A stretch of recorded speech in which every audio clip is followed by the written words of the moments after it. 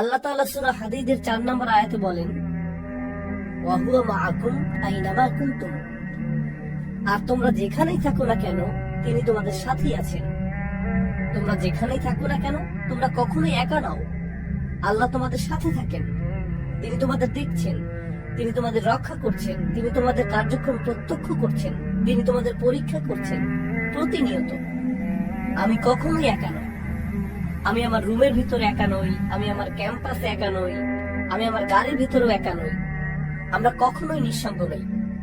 আল্লাহ শপথ করে বলছি, যদি আমরা শুধু একটি আয়াত অন্তর দিয়ে উপলব্ধি করতে পারতাম, ওয়া হুয়া মাআকুম আইনামা কুনতুম, তোমরা যেখানেই থাকো না কেন তিনি তোমাদের সাথেই আছেন।